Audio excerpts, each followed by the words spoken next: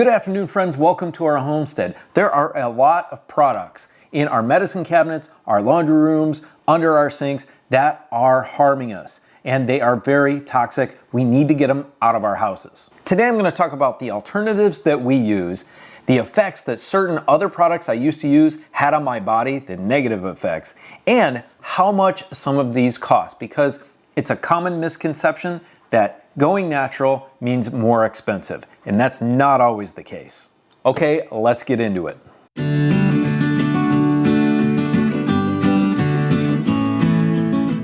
First things first, let's talk about a few of the products that I used to use that were making me sick. I mentioned this in one of our recent videos about health, and I wanted to dive deeper in it in hopes that it helps you out. I'm going to talk about the toxic chemicals contained in some of the old products that I use and how ubiquitous they are. They are in everything in your house right now, and you need to get rid of them. Okay, first thing is toothpaste. This toothpaste does not have something called SLS in it. SLS is sodium lauryl sulfate. It also does not have fluoride in it. Both of those affected my body the same, and they affected me in a very negative way. What happened was I was told by my dentist to get rid of any toothpaste that has either of those in it, because what that does is it peels off and dissolves the mucosal membrane inside of your mouth and throat. So every time I would use those other toothpastes, I'd have skin or that membrane coming off in my mouth, and it was terrible. As soon as I switched to something like this Now brand toothpaste, which doesn't have any parabens, SLS, or fluoride in it, all that problem went away. And to help you, I'm going to list all the products that we use in the description below the video, so you can go down there and check them out. Okay, let's go to the next one, which is antiperspirant deodorant. I used to use the Degree brand. And what that did to me was a bit more serious than the toothpaste. That caused me to have an infection in my lymphatic nodes underneath my arm. I couldn't raise my arm for a good 3 weeks, and I was on heavy antibiotics to get rid of that infection. What products like Degree use is aluminum. What aluminum does is close up your pores. You need open pores to get rid of toxins out of your body, not closed pores. And since my pores were closed up, those got infected, and it was terrible. So I switched to this, which is Schmidt's deodorant. It's a little bit more expensive, but we're gonna save money later. So this is probably twice as expensive as the Degree, maybe a little bit more, but I don't have any more problems at all. It also doesn't have any SLS in it, no parabens, nothing like that.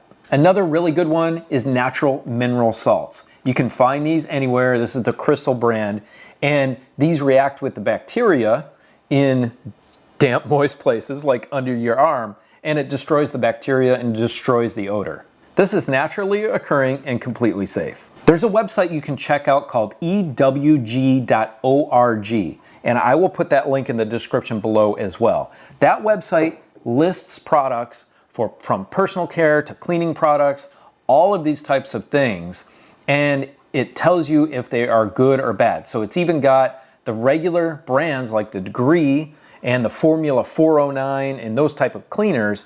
Those are listed as well, and they have terrible scores. And they have stuff on there like this, which has a really good score. I have to tell you straight away, though, that the website is terrible. It is horrible to try to navigate and to find the information in there. But the information contained within it is extremely valuable. Okay, I'm going to push these aside for now and continue on with personal care products. One thing I use for so much in my house is pure Castile soap. Castile soap is basically just a fat and lye, and that's it in its most basic form. Lye is potassium hydroxide, and you can get that from just leaching through firewood ash. So you can make it yourself at home. This just has the lye, the oils, there's a few different oils in it, olive oil, jojoba oil, stuff like that, and fragrance. That fragrance is natural from essential oils. Now I'm going to tell you the formula for our hand soap. This is a foaming dispenser. I bought this 4 or 5 years ago. This is a Dial brand, and it used to have the Dial soap in it. I have refilled this probably 100 times since then, and I use the pure Castile soap in it. You can't use this in its concentrated form. You need to dilute it. So I put 1 ounce of the Castile soap in the dispenser, fill the rest up with 6 more ounces of water for 7 ounces.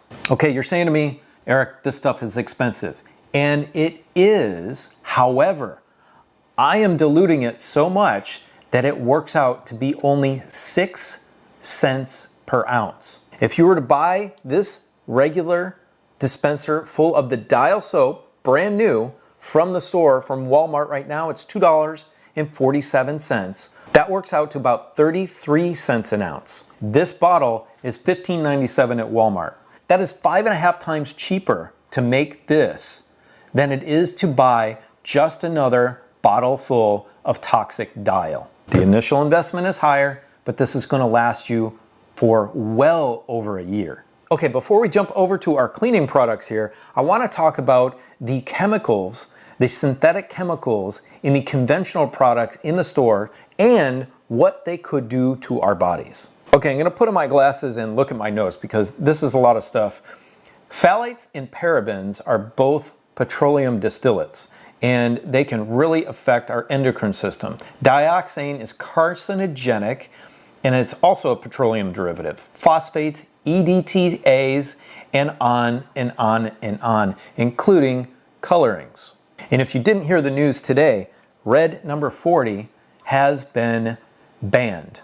I think it's going to be allowed up to the year 2027, but they banned it out of cosmetics 35 years ago, but it's still in our food, so it is still harming us. That other chemical that I talked about, SLS, sodium lauryl sulfate, is in everything that cleans because it is a good surfactant. It strips off oils from pretty much anything, including your skin and your hair. Now you need these oils in your skin and your hair for good health. Castile soap will not strip off the natural oils out of your hair or off your body. While it is a good surfactant, it doesn't go that deep to strip all that off of you. That's why I just use it for personal care. I'm going to show you something else I use for cleaning because it does strip everything off. Friends, these chemicals affect our endocrine system and they affect our hormones. Our endocrine system is made up of the hypothalamus, the thymus, the pituitary gland, the adrenal gland, your thyroid. How many people do you know with thyroid problems right now? Additionally, the pancreas, the ovaries, and yes guys,